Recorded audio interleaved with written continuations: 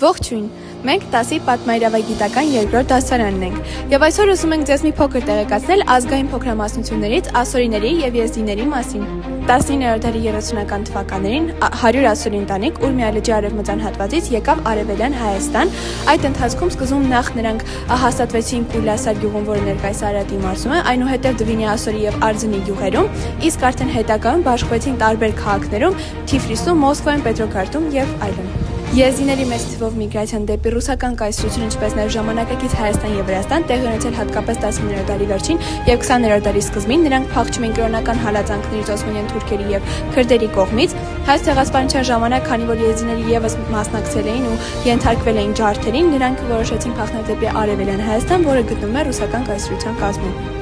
Իսկ հիմա խոսեմ եզդիների և ասորիների միգրացիայի պատճառների մասին։ Նախ նշեմ Օսմանյան կայսրության ժամանակաշրջանը։ 1915-18 թվականներին Օսմանյան կայսրությունում տեղի ունեցավ ցեղասպանություն ասորիների դեմ, ինչի պատճառով էլ ասորիները արտագաղթեցին դեպի հարևան երկրներ։ Հաջորդը քաղաքական անկայություններ։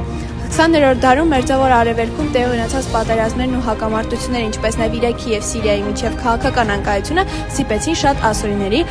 ևս արտագաղթել այլ երկրներ։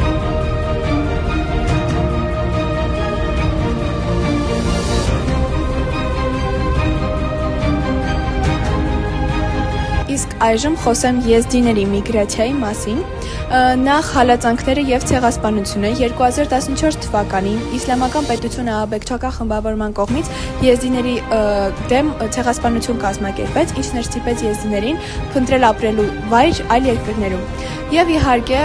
քաղաքական անկայությունը, որը նշեցի նաև ասորիների միգրացիայի ժամանակ, Սիրիայի և Իրաքի միջև պատերազմները այս անգամ ևս եզդիների ստիպեցին անվտանգություն գտնել այլ երկրներում։